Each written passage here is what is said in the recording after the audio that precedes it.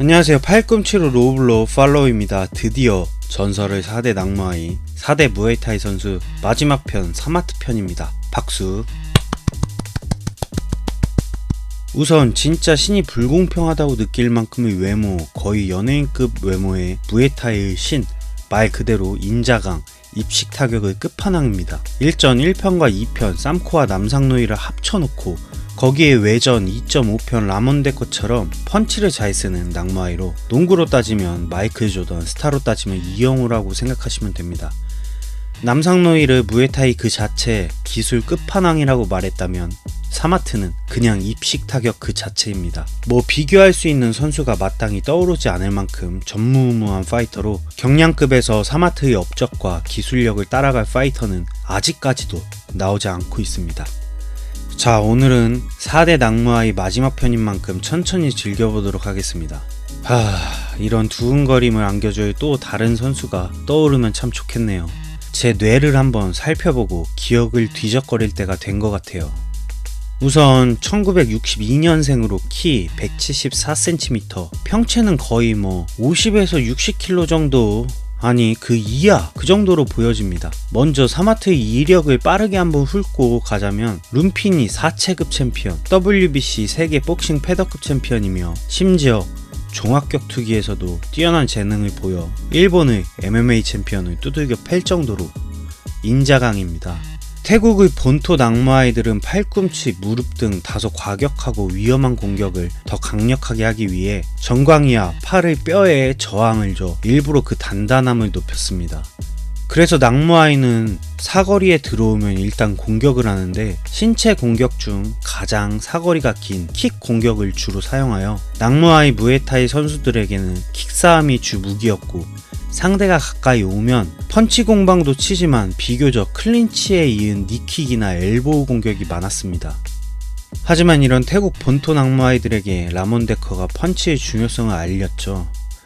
라몬데커의 정보가 궁금하시면 우측 상단의 카드를 눌러주세요. 2.5 외전편 라몬데커, 그 이전 펀치의 중요성을 이미 알고 있었던 낙마이가 바로 사마트 파야카룬입니다. 사마트가 왜 무에타이의 신이라고 평가받냐면, 우선 지금의 입식 타격가들의 스텝과 스탠스 전환을 통한 거리 싸움의 우위, 이런 고급 스킬을 아주 자연스럽게 사용한 파이터입니다. 지금도 스탠스 전환은 너무 어려운 개념이고 어려운 스킬이라 실전에서 많은 파이터가 구사할 수 없는 그런 기술인데, 사마트는 그 당시에도 어렵지 않게 구사하였고, 스탠스 전환이 자유롭기에 당연히 따라오는 회피율 또한 상당한 편에 속했고, 또 눈으로 보고 피하는 회피율도 그 수준이 상당히 높았습니다. 그리고 사거리에 들어오면 일단 공격인 낙마이들 사이에서도 카운터를 칠 줄 아는 몇 안 되는 낙마이였고, 데뷔 초 오소독스로 상대를 요리했지만 어느 순간부터 사우스포로 서서 상대를 묵사발릴 정도로 왼손과 오른손을 자유자재로 썼습니다. 이런 유형의 최고 장점이 뭘까요? 바로 잽의 강력함, 그 파워 자체가 달라집니다.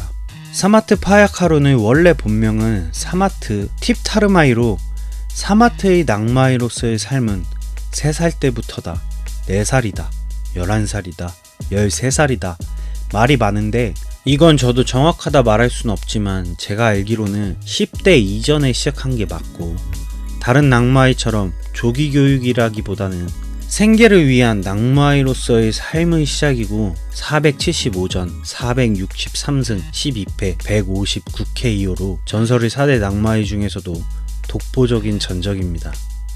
사마트는 룸피니 무대에서 105파운드, 47kg대 챔프로 처음 벨트를 허리에 두릅니다. 화끈하고 재미있는 경기에 기술은 거의 따라갈 파이터가 없어 승승장구할 사마트일 거라 생각했지만, 이게 웬걸, 적수가 없는 게 문제였습니다. 그도 그럴 것이 사마트의 게임은 디펜스에 이은 카운터라는 당시 생소한 파이팅 스타일로서 태국 낙마이들의 엄청난 파괴력을 가진 공격을 먼저 디펜스한다? 거의 불가능에 가까운 말을 현실로 이뤄내며 상대의 공격을 흘려보내거나 사각으로 빠지며 각을 잡고 치는 카운터는 정말로 예술이었고, 이건 지금 현직 입식 타격가들도 하기 힘들죠. 근데 그 당시에 사마트는 이런 기술들을 구사했습니다. 어쨌든 이 과정에서 상대는 거의 KO 당하기 일쑤였습니다. 그 당시에 사마트는 혼자 지금 수준의 기술을 습득한 것이며 정확한 사실을 말하면 지금도 구사하기 힘든 기술을 그 당시에 구사한 것으로 이렇게 표현하면 적당할까요?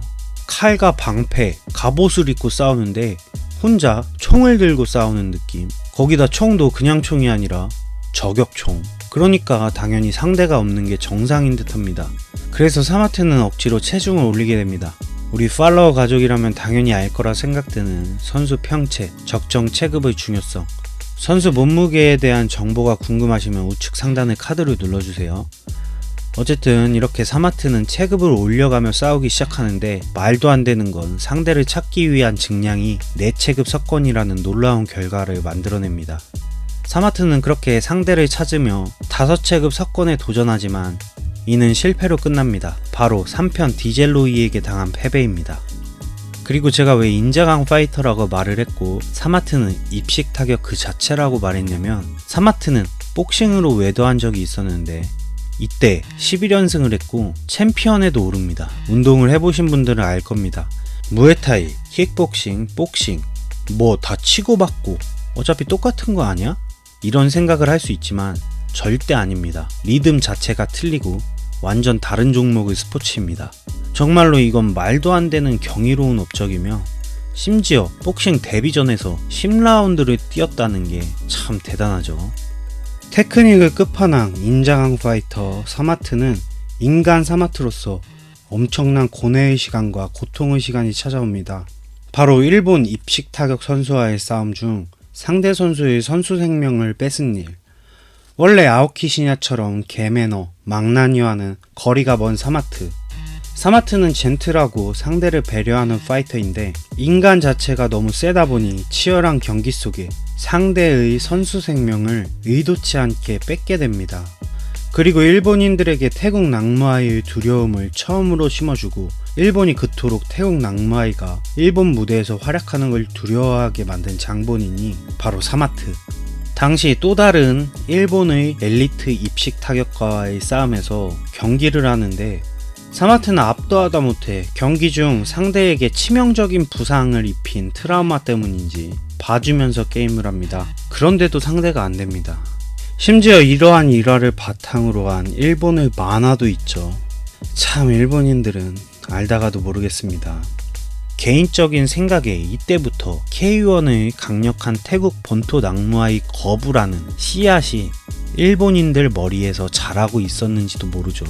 물론 디젤로이에게 패하긴 했지만 최초 파이트 오브 더 이어 3회 수상자로 계속해서 체급을 올렸던 사마트 입장에서 사기적이고 기형에 가까운 체형의 디젤로이와의 명승부를 펼쳤으며 또 당시에도 어마어마한 대전료. 이건 정말로 사마트의 업적이라고 밖에 말할 수 없습니다. 거기다 잘생긴 외모, 인기는 고공행진을 달렸죠.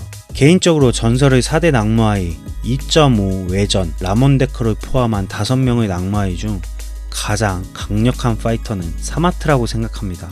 그리고 사마트의 파이팅 스타일과 기술을 그나마 이어간 남상노이가 다음이며 말도 안 되는 신체 스펙 디젤로이 그리고 쌈코 다음이 라몬데커 순이라고 생각합니다.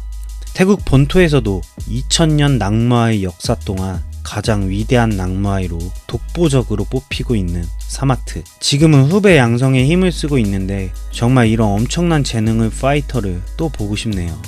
그리고 마지막으로 전설의 4대 낙무아이 특집은 인터넷에 쳐도 잘 나오지 않는 정보들이 많고 또 저는 누구의 영상을 보고 만들지 않습니다. 절대로. 근데 가끔 저의 영상을 보고 참고하여 영상을 만드시는 분들이 계신데 그런 건 상관없습니다. 이런 건 상관없지만 아예 표절에 가까운 행동을 하시는 분들이 있습니다. 거짓말까지 해가면서 제가 만든 영상으로 정보를 얻어 만드는 건 좋지만 아예 내용 자체를 가지고 가시면 안 됩니다. 출처도 남기지 않고 또 거짓말까지 하는 모습, 정말로 저의 입장에서 영상을 만드는 게 허무하게 느껴집니다. 이거는 좀 조심해 주셨으면 좋겠어요. 사실 사마트 편이 늦어진 이유도 바로 이것 때문입니다. 앞으로도 이런 행동이 계속된다면 저도 조금은 어떤 조치를 취할 수밖에 없다고 판단이 들며 유쾌한 얘기는 아니기 때문에 여기까지 하겠습니다. 재미있게 보셨다면 구독, 좋아요 부탁드리며 다음 시간에 뵙겠습니다.